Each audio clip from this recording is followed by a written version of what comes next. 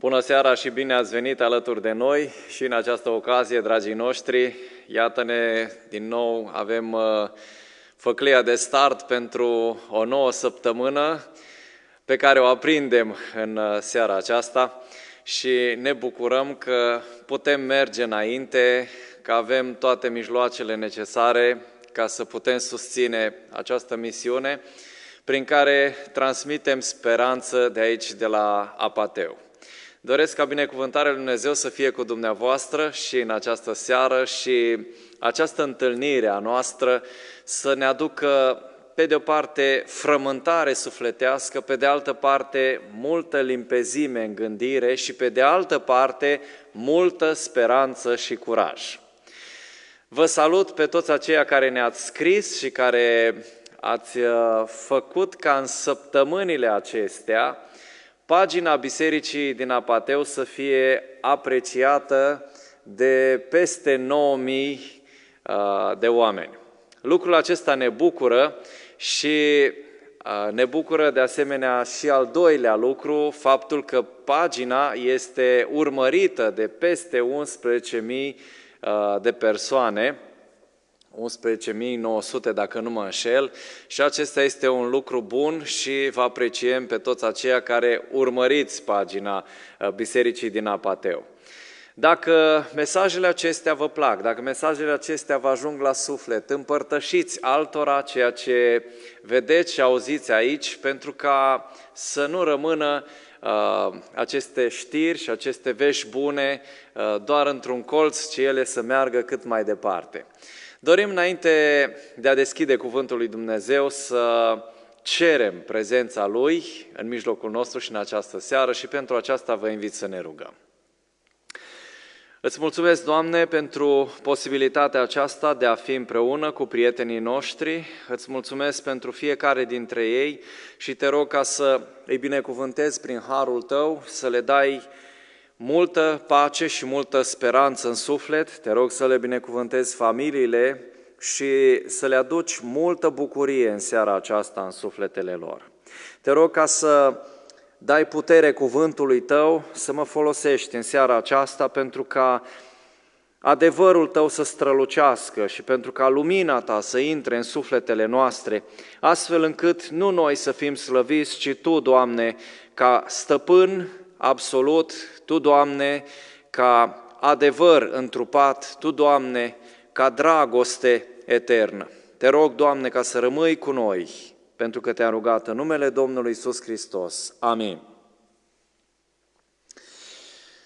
De multe ori am auzit expresia aceasta, încă de când eram copil, țara lui Papură Vodă. Câți dintre dumneavoastră ați auzit expresia aceasta? Mâna sus, vă rog. Da? Facem și un pic de conectare, așa, având în vedere că ne vedem doar prin ochiul acela al camerei. Mi-aduc aminte încă de când eram copil că îi auzeam ba pe părinții mei, ba pe cunoscuții mei și după aceea, după ce am mai crescut, vai, zice, suntem ca în țara lui Papură Vodă. Și pentru început am crezut că Papură Vodă ăsta este un personaj negativ. Ei, zilele acestea am avut curiozitatea să văd ce-i cu Papură Vodă și cu țara lui. Și am intrat puțin pe câteva articole de istorie și am putut să văd că, de fapt, acest Papură Vodă este, de fapt, Ștefăniță Lupu, născut în 1641 la Iași, în zona Moldovei, și a fost domn al Moldovei între 1 decembrie 1659 și 29 septembrie 1661. O domnie destul de scurtă și este interesantă sorgintea acestei porecle. Ștefăniță Vodă era fiul lui Vasile Lupu, domnul Moldovei, și Ecaterina Doamna, care au avut un fiu împreună, iar pe Ștefăniță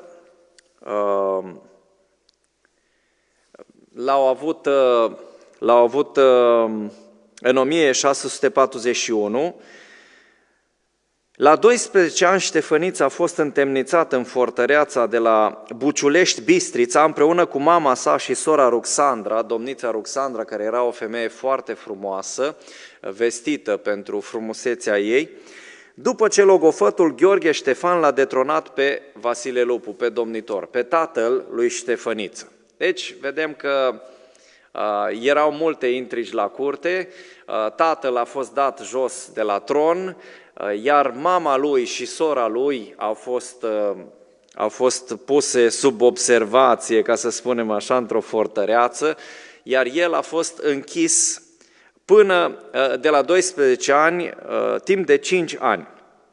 După 5 ani a fost eliberat de către Poarta Otomană și în 1659 a fost numit ca voievod pe tronul Moldovei și spun istoricii și Miron Costin că în momentul când a venit era firav pentru că suferise de pe urma detenției, însă era destul de inteligent, foarte sclipitor în minte și a început să facă câteva reforme.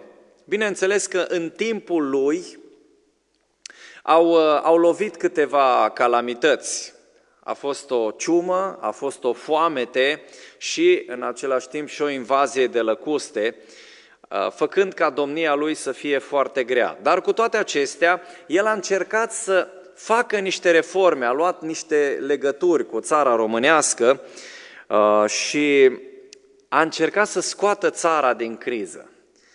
Bineînțeles că lucrul acesta n-a plăcut boierilor, adică lipitorilor autohtone care sugeau sângele poporului, nu e nimic nou sub soare, și au făcut un complot. Unii istorici spun că a fost asasinat, iar alții spun că a murit de tifos într-o expediție militară. Ce s-a întâmplat în Moldova în perioada aceea?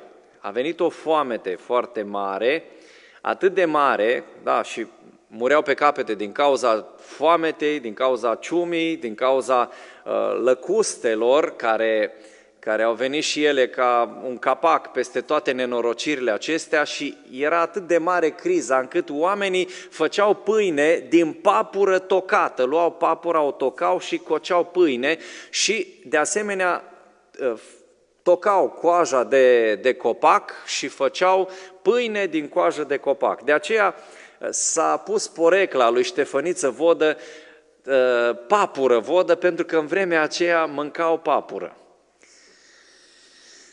Interesant că învățăm multe din istorie și istoria stă ca o carte deschisă în fața noastră. Bineînțeles, ea trebuie studiată nu doar ca o îndopare cu informație, ci trebuie studiată analitic, să vezi filozofia din spatele istoriei, să vezi învățăturile din spatele istoriei, astfel încât această istorie nenorocită să nu se mai repete, dacă vorbim de cazul acesta cu momentul domniei lui Papură Vodă. Adică să nu mai ajungem în calamități, să nu mai ajungem în nenorociri, să nu mai ajungem în foamete, să nu mai ajungem la netrebnicii și la comploturi de felul acesta. Mesajul din seara aceasta se intitulează Lumea și țara lui Papură Vodă. Dacă ne uităm la lumea noastră și la țara noastră, putem găsi câteva similitudini destul de izbitoare pentru ochi și pentru gândire. Cum arată lumea și țara lui Papură Vodă? O lume și o țară bogată, care sunt înfometate sau, dacă vreți, sabotate din cauza ciumei și din cauza altora care nu vor binele oamenilor. Cei ce au soluții sunt ținuți pe margine sau eliminați pentru că nu convin boierilor. Ștefănița a vrut să facă niște reforme și boierii au zis, na, să crezi tu. Noi avem nevoie de prostime ca să muncească. Noi avem nevoie de oameni pe care să-i exploatăm. Noi avem nevoie să ținem totul în mână. Și dacă e domnitor, l-am dat la o parte. Aici noi rămânem. Aici noi suntem cei care comandăm. Noi, boierii.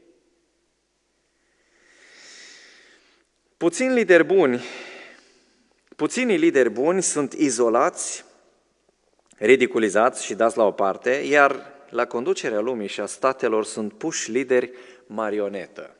Da, vă sună cunoscut lucrul ăsta? Apropo, câți lideri din lumea aceasta îi cunoașteți ca fiind cu coloană vertebrală, să reprezinte interesele țării lor, să poată ține un speech făcut de ei, nu de alții, care reprezintă viziunea lor, nu a unui grup de interese, care arată o linie pe care țara sau lumea trebuie să meargă. Dacă li se ia repede un interviu, că imediat trebuie să facem să fie oficial, că știți, stați să vedem, să mai... Da, eu nu zic că nu trebuie consultări, că nu suntem o monarhie absolută, cel puțin deocamdată.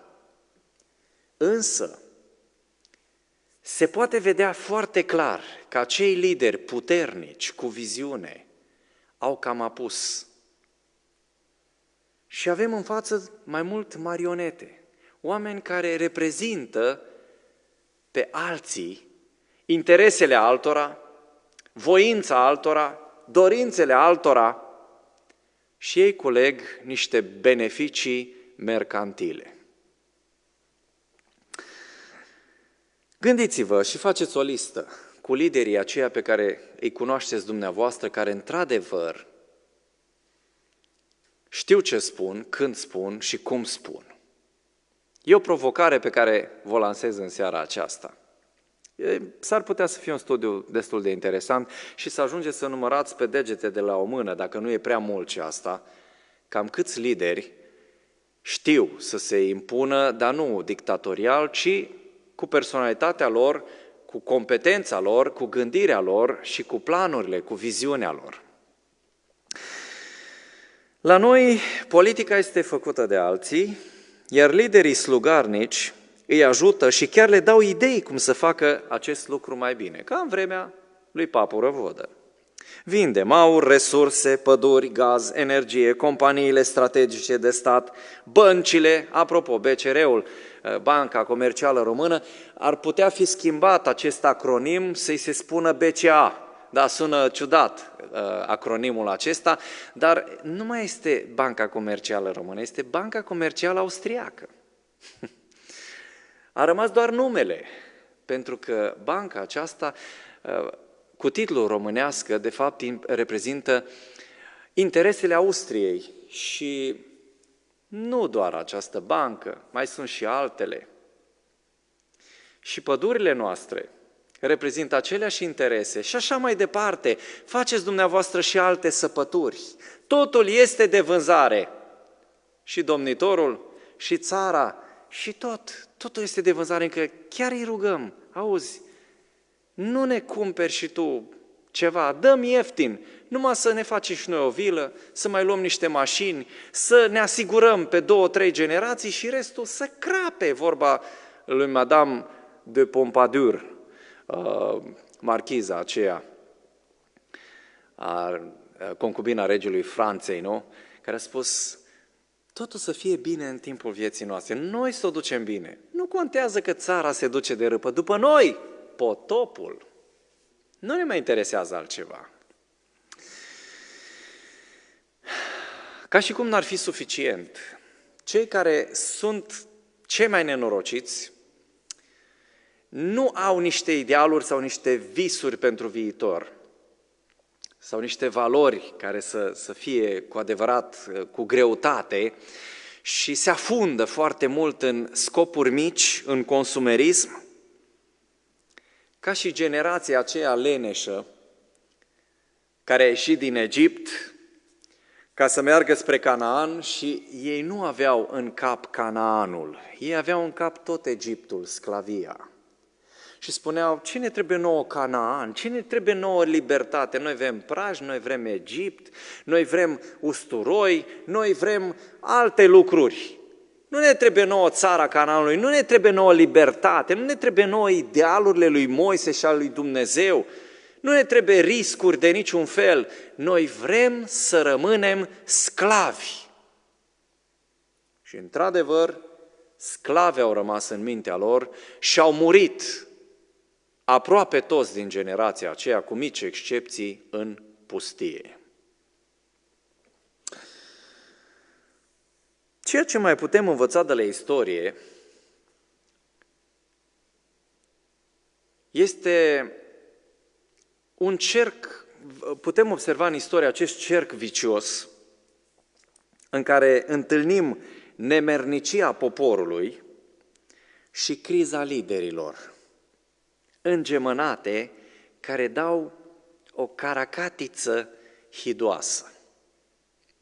Ca să mă explic, vreau să vă citesc câteva versete din Cartea Judecătorilor. Apropo, dacă vreți aprofundarea acestui subiect al lui Papură Vodă și a țării lui, o perioadă de 300 și ceva de ani după ce au ieșit din Egipt și au ajuns în Canaan, puteți găsi acolo o societate haotică, bezmetică, din când în când se mai ridica câte un eliberator, după aceea se afundau iarăși în nelegiuiri, Dumnezeu îi lăsa în mâinile popoarelor cananite, când nu mai puteau și ajungea cuțitul la os și când se înnecau, strigau către Dumnezeu și spuneau, Doamne, scapă-ne, și Dumnezeu le mai trimitea câte un eliberator. Este tipic pentru ceea ce se întâmplă și astăzi. Lideri puțini, lideri buni,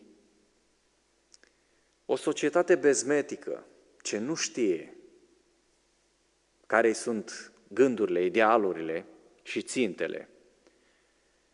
O imagine perfectă a unei istorii în care nu se întâmplă nimic important, în care doar se supraviețuiește, se suportă istoria, nu se scrie istoria.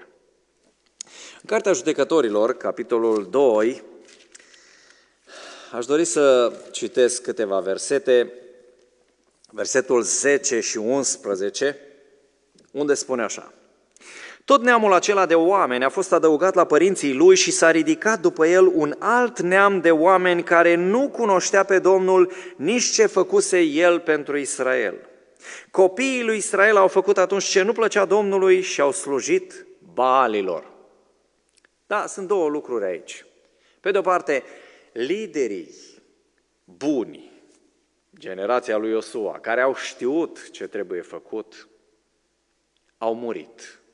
Și după ei a venit o generație care a primit totul de-a gata, care nu știau ce înseamnă luptele, care nu știau ce înseamnă sacrificiile îndurate de cei bătrâni. Și primind totul de-a gata, au zis, păi, noi nu mai avem de ce să luptăm, noi nu mai avem nicio motivație, ce să facem? Stăm, mâncăm, ne vedem de treaba noastră, încercăm să fie cât mai comodă viața, nu ne mai complicăm, nu mai cucerim Canaanul așa cum a zis Dumnezeu, nu mai acceptăm alte provocări, nu mai avem nevoie de altceva. Vrem doar să stăm la nivel de legume. Și știți că dacă nu progresezi, te duci în jos. Și mai există încă două versete, chiar trei, versetele 17, 18 și 19 din același capitol, care prezintă mecanismul acesta a ridicărilor și al căderilor sociale, economice și politice din vremea aceea, destul de tulbure și destul de nevertebrată. Dar ei n-au ascultat, nici de judecătorii lor, căci au curvit cu alți dumnezei și s-au închinat înaintea lor. În curând s-au abătut de la calea pe care urmaseră părinții lor și n-au ascultat de poruncile Domnului ca și ei. Când le ridica Domnul judecători, Domnul era cu judecătorul și izbăvea din mâna vrăjmașilor lor în tot timpul vieții judecătorului, căci Domnului îi se făcea milă de suspinurile scoase de ei împotriva celor ce îi apăsau și îi chinuiau. Dar după moartea judecătorului, fiți atenți, după moartea judecătorului, se stricau din nou mai mult decât părinții lor, ducându-se după alți Dumnezei ca să le slujească și să se închine înaintea lor și stăruiau în această purtare și împietrire. Veneau niște reformatori, niște judecători, îi scoteau afară din robie și după ce murea judecătorul spunea, no bun, hai să ne întoarcem înapoi în sclavie. Hai să nu ascultăm de legea lui Dumnezeu, hai să călcăm în picioare valorile pe care Dumnezeu ni le-a dat, hai să fim neascultători și să facem ce ne taie capul. Și se stricau mai rău. Și drept urmare, Dumnezeu i-a lăsat să suporte consecințele. Când nu faci ceea ce trebuie în istorie, Dumnezeu te lasă să suporți consecințele. Și drept dovadă este perioada aceasta de 300 și ceva de ani din istoria poporului Israel și pot fi adăugate și alte perioade din istoria noastră și a lumii în care oamenii nu au făcut ceea ce trebuiau, s-au mulțumit să suporte, să îndure jugul istoriei, în loc să facă ceva, lucruri care contează.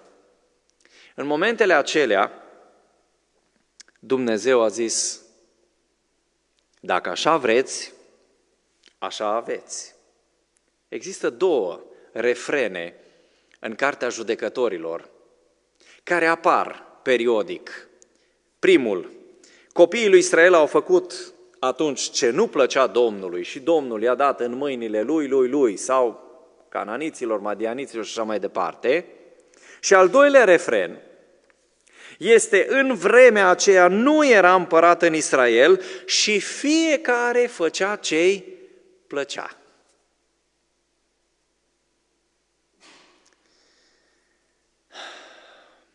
Două refrene care arată dezorientarea, lipsa ordinii, arată lipsa ascultării de Dumnezeu, arată nenorocirea.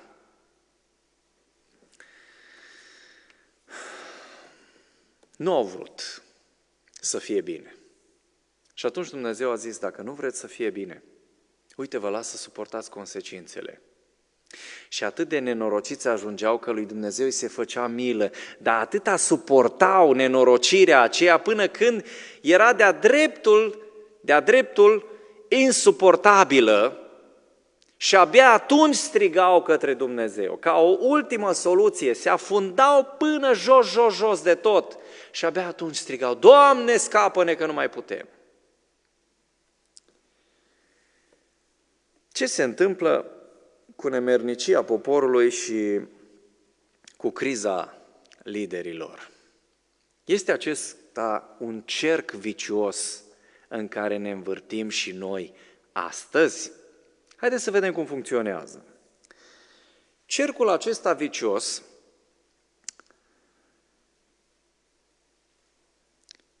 are două elemente care îl învârt: poporul și liderii. Poporul, pe de o parte, alege lideri într-un mod docil sau într-un mod deliberat, călcând în picioare valorile. Și atunci, odată ajunși la putere, liderii corupți nu fac altceva decât să subjuge poporul, să-l slăbească, ca să-l poată controla, să-l aibă sub mâini, să-i mai poată alege încă o dată și încă o dată. Asta este cheia tuturor statelor corupte.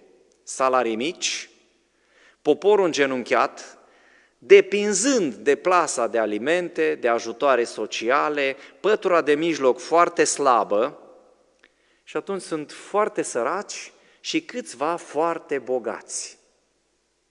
Și atunci liderii de felul acesta controlează Și bineînțeles că poporul zice, păi, ce să facem? Dacă ei ne dau, a făcut un gard în sat sau a făcut eu știu ce monument în oraș, fai, ce realizări! Păi de asta trebuia să faci, dragul meu. Nu asta trebuie să facă liderii, nu asta trebuie să facă conducătorii, să slujească în comunitățile care i-au ales, să reprezinte interesele celor care i-au ales. Și lucrurile normale sunt trecute la mari realizări. Poporul slăbește, devine dependent, fără glas, docil, mut, speriat, înfricat. De cine? De niște oameni care ar trebui să reprezinte interesele celor mulți. Lumea noastră și țara noastră, dragii mei, au ajuns lumea și țara lui Papură Vodă. Și dacă nu se schimbă ceva în mentalitățile noastre, o să vedeți că ne vom adânci din ce în ce mai tare. Pentru că, așa cum v-am mai spus în prezentările trecute, criza este la începutul ei, însă nu ni se spune chiar tot. Observați de la o lună la alta cum suntem duși cu preșulețul, ne distindem imediat, nu avem nicio problemă. De la 15 ne relaxăm, dar nu ne relaxăm deloc. Ba, nu, am zis noi, nu, stați un pic, hai că retragem aia, mai punem încă ceva ca să nu fie chiar așa deodată. Până când ține peșteleaua aceasta? Până când suntem duși cu preșul?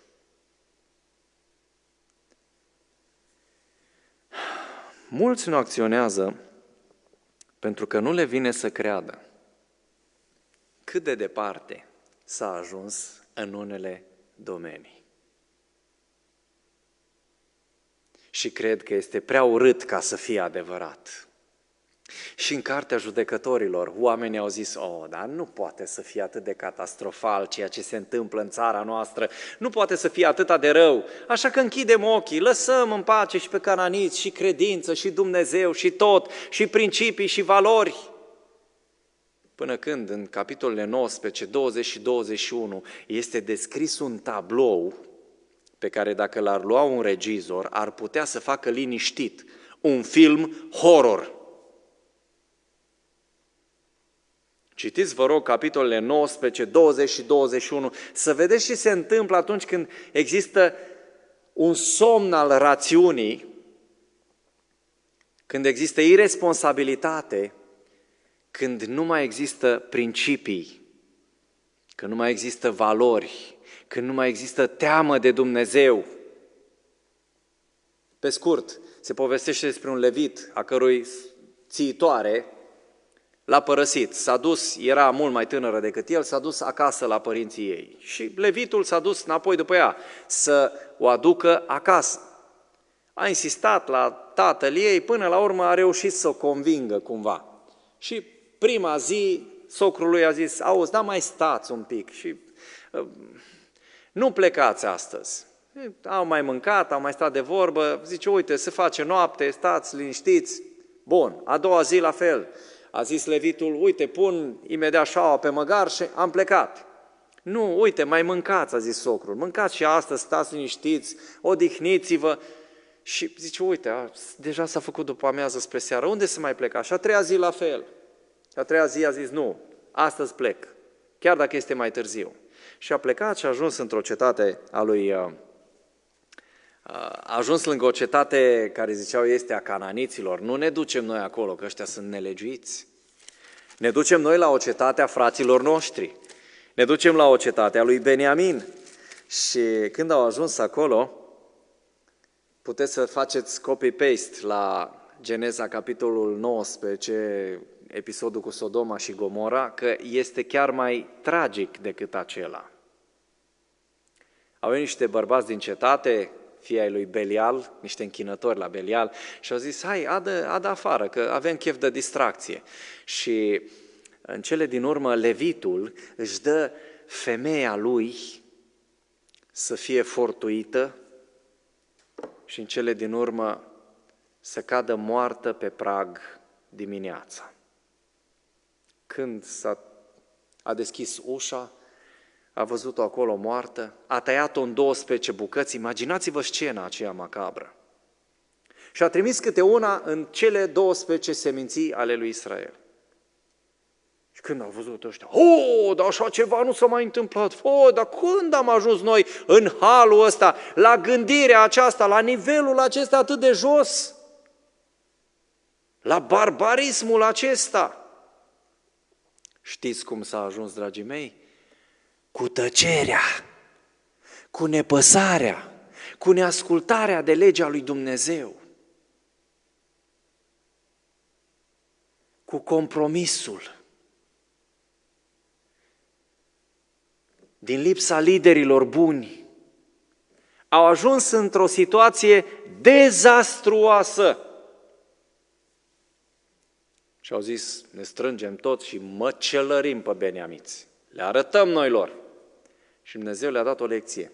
Vreți să-i disciplinați pe alții. Hai să vedeți voi cât de buni sunteți și voi. Și i-a lăsat în 2 rânduri să fie bătuți de beniamiți. Aveau vreo 700 de prăștiași care nimereau, spune Biblia, și un fir de păr cu praștia. Și au culcat câteva zeci de mii în cele 2 zile. Până când, a 3-a oară, și-au adus aminte și ei de Dumnezeu. Doamne, mai existi și Tu? Aduceți-mă chivotul, aduceți-mă efodul, să întrebăm și noi pe Dumnezeu. Mai mergem sau ne lăsăm? Așa trebuie făcut, da. Bun. Și a 3-a oară Dumnezeu le-a zis, ok, acum puteți să mergeți.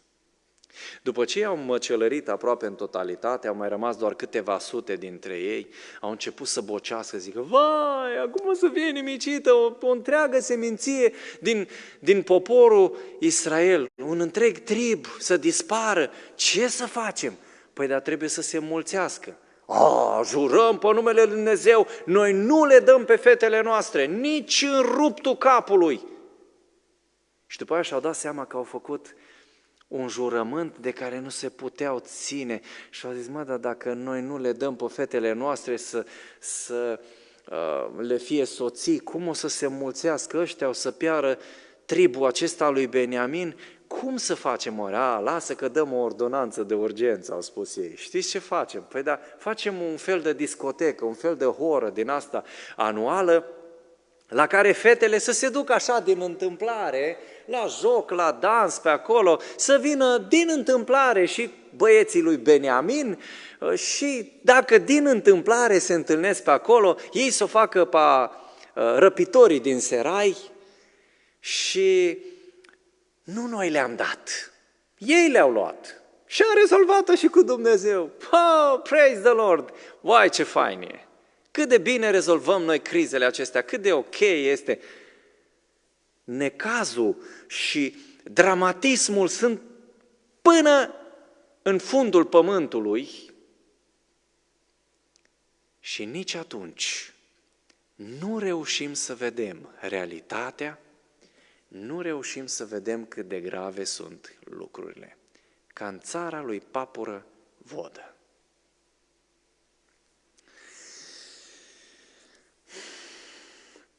Tragedia descrisă aici arată unde vor ajunge lumea și țara fără lideri buni.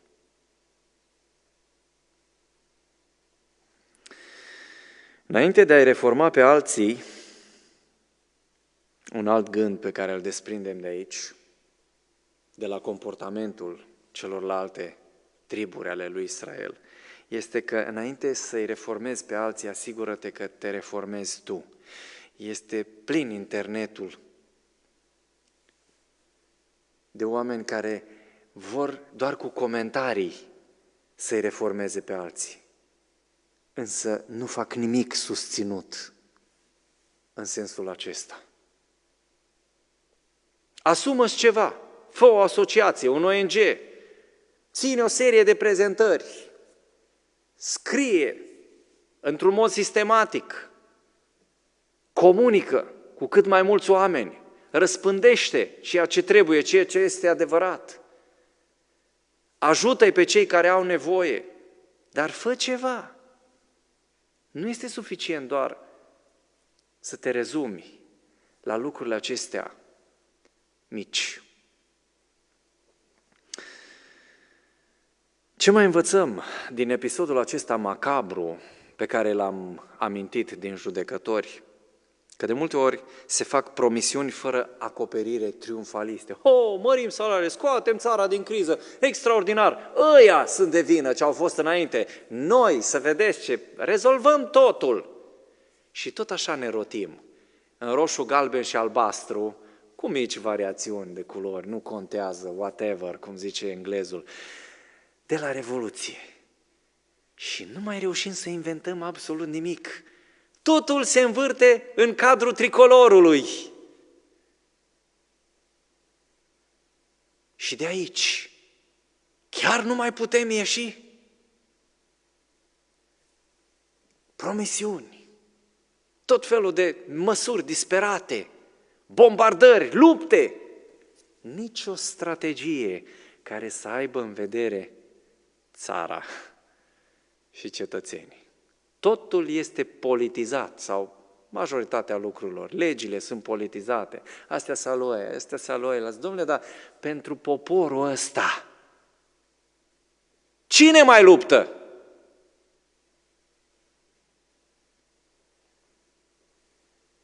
Pentru țara aceasta, cine mai pune un cuvânt? Avem atâția parlamentari și pe la Bruxelles. Câte proiecte de legi au pus acolo? Câte interese ale României au fost apărate? Îi numeri pe degete și pe aia care au făcut câte ceva.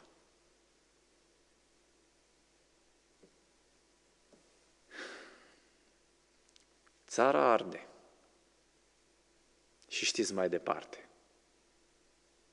Ne gândim să vedem când mai dăm drumul la lesă. La proștii ăia.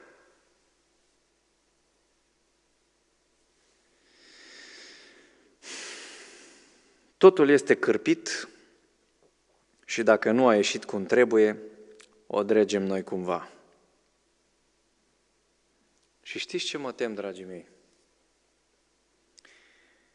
Că inclusiv în perioada aceasta și după perioada aceasta, mulți dintre noi nu vom fi învățat absolut nimic. Și asta este cel mai trist lucru. Vom zice, da, a fost o perioadă de criză, de acum ne vedem de ale noastre mai departe, nu e nicio problemă. Însă vreau să vă spun că nu va fi ca înainte nimic. Și o să vedeți. Pentru că odată când se prinde gustul acesta al puterii, cu greu este cedat. Ce este de făcut? Aici este aici. Dacă vorbim de noi, de ceea ce stă în puterea noastră.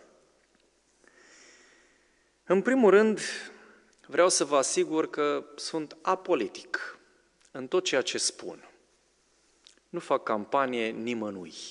Vorbesc de libertate, vorbesc de drepturi, vorbesc de valori, vorbesc de lumea noastră, de ceea ce se întâmplă, de fenomene sociale, de cuvântul lui Dumnezeu, de episoade din istorie care se repetă în zilele noastre și vreau să atrag atenția să nu mai ajungem acolo.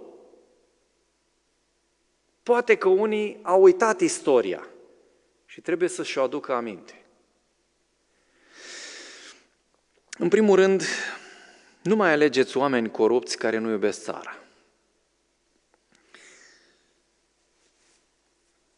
În perioada alegerilor este o adevărată efervescență. Apar promisiuni, apar nevoile exact descrise ale românilor, ale țării, ale lumii. Uite, asta trebuie făcut, aici trebuie reformă, aici, dincolo, dincolo. Și când vin, Toată lumea intră într-o stare de euforie și suntem în stare să-i luăm în brațe, să-i pupăm, ei vin, sunt atât de vulnerabili, atât de fai de mine, atât de iubitori, atât de promițători în tot ceea ce spun. Și după aceea se uită aproape totul. Ca în situația asta, de fapt. Ce să faci când ajungi într-o dilemă tragică și n-ai pe cine alege? Nimeni nu vorbește, dragii mei, despre anularea voturilor. Ați auzit vreo televiziune să spună, domnule, nu avem pe cine alege dintre ăștia doi? Nu, niciunul nu este unde trebuie. Nu, cum să spui așa ceva? Însă dacă vrei să-ți păstrezi conștiința, poți să ai opțiunea aceasta. Apoi, toți cei ce știți adevărul și sunteți oameni de opinie, vorbiți. Dacă veți tăcea mai târziu, și voi și copiii voștri veți fi în pericol. Să nu credeți că sunteți la adăpost. S-ar putea ca să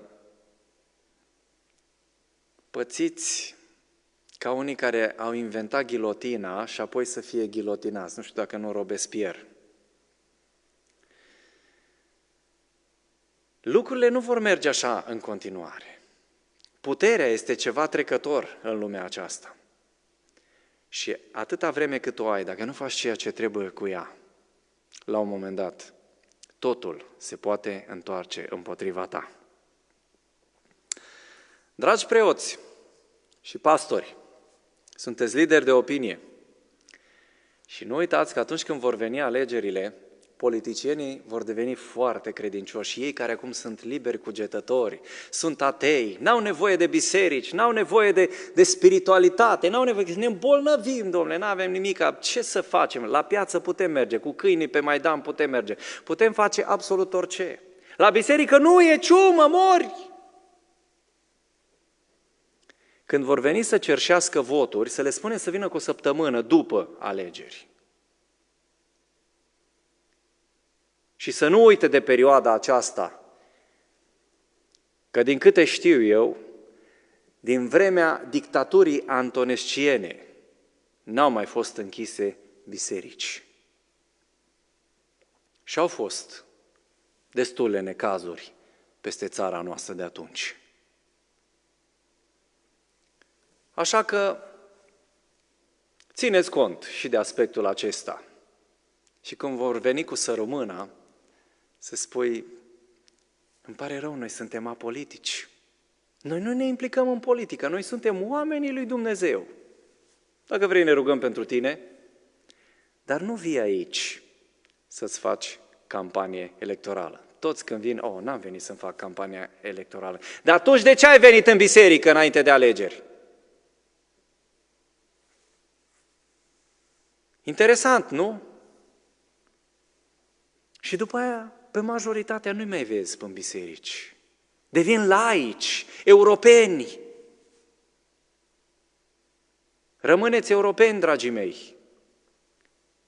Rămâneți laici, este opțiunea dumneavoastră. Dar măcar lăsați-i pe cei care vor să creadă, să se roage, să-și poată exercita acest drept.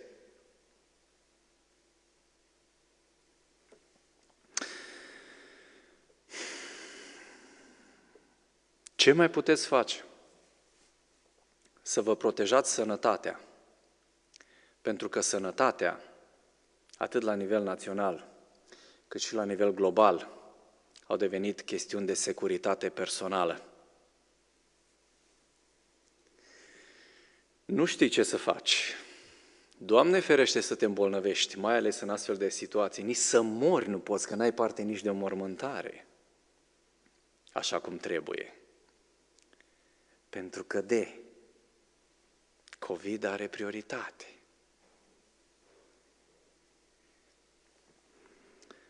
Învățați cum funcționează trupul dumneavoastră, învățați legile simple ale sănătății și căutați cât mai mult să nu depindeți de medici. Nu vreau să spun că medicina nu-și are valoarea ei. Ba o are. Nu vreau să spun că sunt împotriva tratamentelor. Nu sunt împotriva lor. Însă mai ales în condiții de felul acesta, când și medicina este politizată și știința și institutele care produc medicamente și vaccinuri sunt conduse de oameni de afaceri. Și vă dați seama că oamenii de afaceri urmăresc profitul, nu neapărat binele celor care iau acele medicamente. Cred că trebuie să ne gândim mai bine la aspectele acestea și să fim mai atenți. Pentru că lucrurile nu mai sunt așa cum trebuie. Când oameni și potentații ai pământului spun că suntem prea mulți, când unii spun că trebuie să mai moară și o spun pe față, atunci despre ce vorbim? Nu spun la colțuri, nu sunt niște știri izolate, sunt știri care apar pe posturi de televiziune. Atunci este numai normal să-ți iei niște precauții și să nu fii chiar atât de credul, să nu crezi chiar tot ceea ce se spune.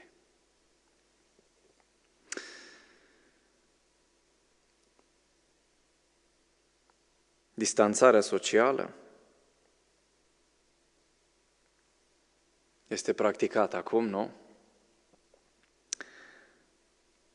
Poate că va fi și o vaccinare în serie. Se tot vorbește de microchipurile astea. E posibil să fie și așa ceva. Nu știm în câte capete va pocni biciul, dar este clar că va pocni multe.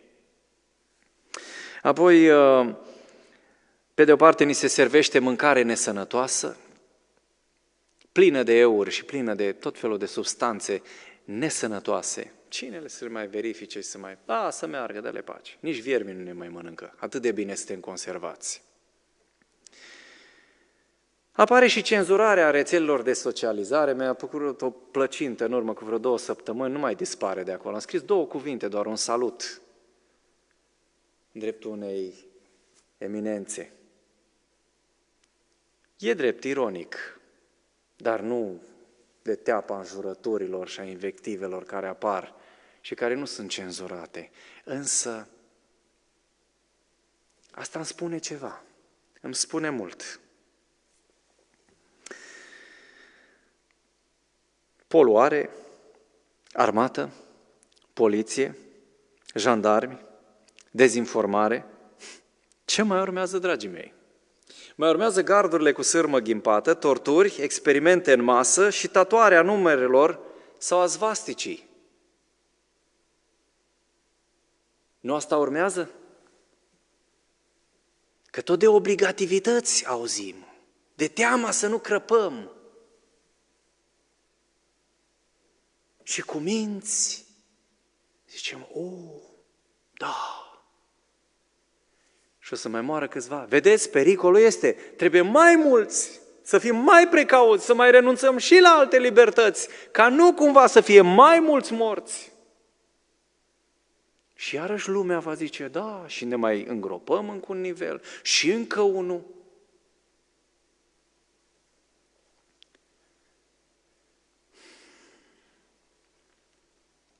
Învățați să decodați limbajul și procedurile politicii pentru binele dumneavoastră și înțelegeți din limbajul politic ceea ce vor să spună cu adevărat. Voltaire spunea, într-un mod ironic, nu știu ce ar spune astăzi, că politica s-a născut când primul ticălos l-a întâlnit pe primul prost. Și să știți că subscriu. Dar nu suntem toți așa.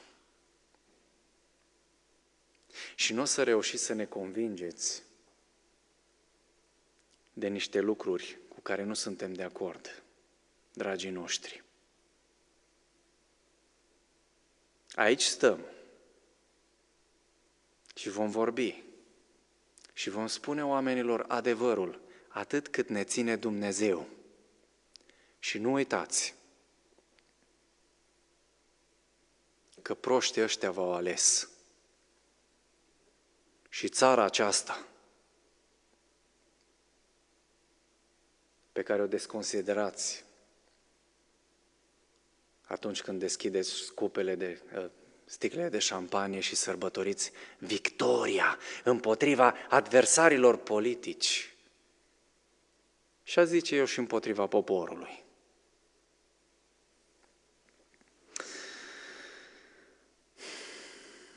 Ce se întâmplă cu limbajul acesta și cu procedurile politice? Creează nevoia prin frică, primul pas, apoi vin cu soluții pentru binele comun, anulează libertăți sau afectează integritatea noastră cu acordul nostru sau mai nou prin forță sau șantaj. Dar ești liber să alegi. Uite, ai varianta asta sau asta, dar dacă nu alegi pe asta, o să vezi tu câte consecințe o să ai. Apoi, ne vând tot felul de produse, devenim dependenți de ele, ei fac mai mulți bani, câștigă tot mai mult control asupra noastră. Dacă ciripești, ești băgat la colivie. Ești anti-statal, ești împotriva ordinii, ești anarhist, ești periculos, pentru că îi faci pe oameni să gândească. Și nu este nevoie de așa ceva. E nevoie de oameni care să se teamă și care să fie bombardați tot timpul cu frici, ca să stea cu minți acolo, până când li se pune jugul pe gât. Ce să mai facem? Deveniți oameni de valoare și câștigați-vă cât mai mult posibil independența financiară. Puneți-vă cât mai des întrebarea: ce voi face dacă de mâine nu voi mai avea servici? Căutați să vă asigurați cât mai mult un trai independent, să nu depindeți de niciun sistem, de oricare ar fi. În caz de, să aveți varianta a doua. Altminteri, s-ar putea să mâncăm pâine din papură și din scoarță de copac.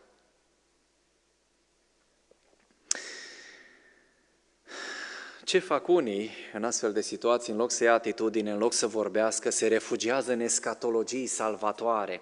Însă vreau să vă spun ceva și legat de escatologiile astea salvatoare. Adică de nădejdea asta că Dumnezeu ne va salva. Este adevărat că în ultimă fază Dumnezeu ne va salva. Însă nu uitați că Dumnezeu vrea să facem ceva, Dumnezeu vrea să luăm atitudine, Dumnezeu vrea să vorbim, Dumnezeu vrea să fim cu coloană vertebrală și să fim împotriva acestor abuzuri. Și dacă tăcem și suntem complici, atunci Dumnezeu ne lasă să suportăm consecințele așa cum i-a lăsat și pe izraeliți. 300 de ani vreți să fiți nenorociți, nicio problemă, fiți nenorociți, dragii mei, pentru că asta este alegerea voastră. Eu v-am pus înainte libertatea, v-am pus înainte ce trebuie să faceți. Dacă nu faceți, este alegerea voastră. Intră în funcție legea cauzei și a efectului.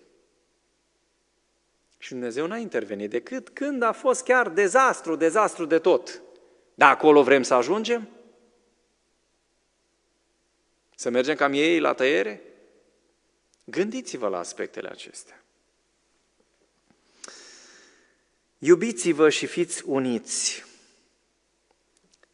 Cel mai de calitate capital îl constituie relațiile de valoare. Vă aduceți aminte de dictonul roman? Divide et impera. Distanțare socială, cât mai mare, nu te atinge, te infectezi, nu. Distanțare socială. Însă, nu trebuie să uităm că atunci când există unitate, când există dragoste, când există un cel comun, cei mulți pot schimba lumea. În momentul în care ne înfricăm, acela este momentul oportun pentru cei care abia așteaptă să instaureze ceea ce vor ei, să ne vândă ceea ce vor ei, să ne spună ceea ce vor ei, să ne spună ce este adevărat și ce este fals, care este știrea bună, care este știrea rea, care este sursa oficială, care este sursa neoficială. Divide et impera. Nu observați că în perioada alegerilor românii sunt mai divizați ca oricând? De ce? Nu suntem toți români? Nu suntem toți sau majoritatea creștini? Și ce dacă avem păreri diferite? Ok, asta ne o exprimăm prin vot, părerea noastră. Dar de ce trebuie mâncătoria asta între noi? Și bineînțeles că este foarte bine susținută de samsarii aceștia care nu au alte slujbe decât să întrețină dezbinarea asta și partizanismul acesta feroce uneori. Că oamenii sunt în stare să se mănânce în dinți. Pentru cine? Pentru cine, dragii mei? Întrebați-vă și dumneavoastră, pentru cine? Să nu spuneți povești din alea ca în epoca de aur. Mi-aduc aminte când eram elev în clasa 1, venea învățătoarea, o comunistă convinsă și era pe perete, în spatele ei, tabloul tovarășului și în fiecare zi aproape ne spunea povestea asta care era menită să ne îndoctrineze și să ne tâmpească de cap cu doctrina comunistă. Prea iubitul fiu al poporului, nu doarme nopțile să ne fie nouă bine, să ne meargă extraordinar și este atât de frământat ca vouă copii să vă fie bine și într-adevăr atât de frământat a fost extraordinar. Și azi mai văd astfel de comentarii de genul ăsta, hai să fim serioși.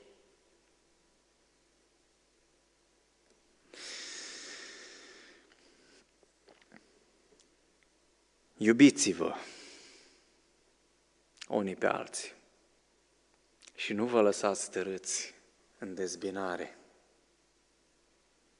Ăsta este unul dintre secretele care ne pot ajuta să nu ajungem ca în țara lui Papură Vodă.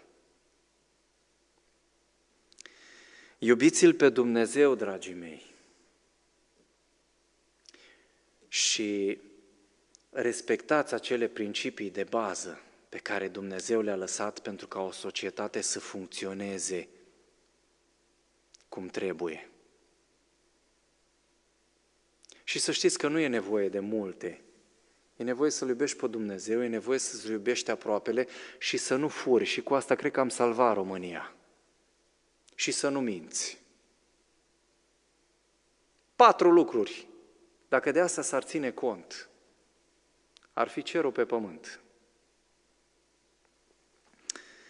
Nu în ultimul rând, bucurați-vă de viață și chiar dacă uneori scenariile par negative, par sumbre, dacă dumneavoastră faceți ce trebuie și dacă noi facem ceea ce trebuie, putem să lăsăm consecințele pe seama lui Dumnezeu. Atât cât îmi stă în sfera de influență, dacă îmi fac partea mea și spun adevărul și iau parte pe baricada adevărului, Dumnezeu va acționa mai departe. Sunt cu conștiința împăcată, lupt pentru ceea ce trebuie, sunt liber, sunt fericit, n-am nicio problemă, nu urăsc pe nimeni, nu spun du-te, dă-i în capul ăla pentru că nu știu ce face, nu spun ieși în stradă și, sparge geamuri și aruncă cu sticle incendiare, nu, sunt liber. însă mi-am exprimat punctul de vedere cu privire la ceea ce se întâmplă. Și cred, dragii mei, că suntem abia la zgârierea crizei. Stați că o să urmeze după asta criza economică, o să urmeze multe, că promisiuni sunt multe în pod. Și chiar săptămânile acestea m-au sunat rudele mele și au zis, uite, suntem trecuți de 65 de ani, eu nu mi-am făcut pensie, am crezut că pot să muncesc până voi muri. Și nu mă lasă să mă duc să-mi câștig pâinea. Și nu vine nimeni să bată în poartă, zic că, băi, nu poți să lucrezi, că nu te lăsăm noi, dar ai ce mânca? No. Dar, în schimb, declarațiile curg așa pe uluc. Lasă că o să purtăm, hai să vedem când.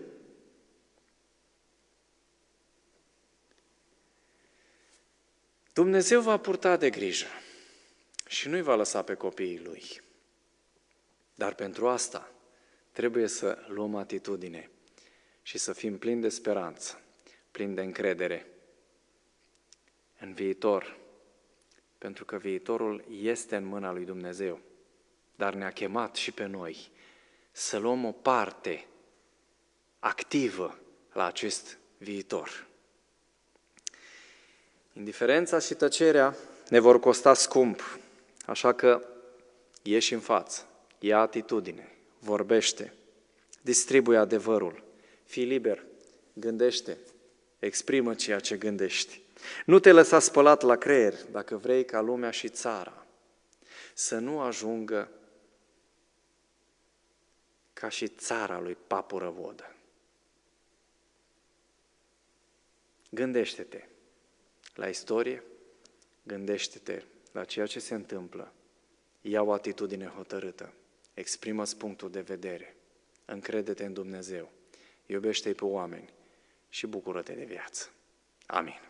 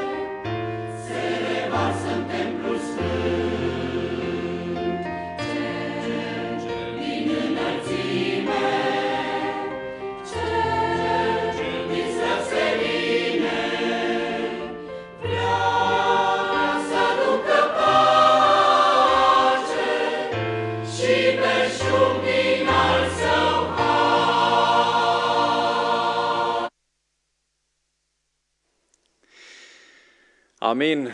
Această cântare frumoasă, cântată de corul din Șepreuș, Domnul să binecuvânteze la festivalul de anul trecut.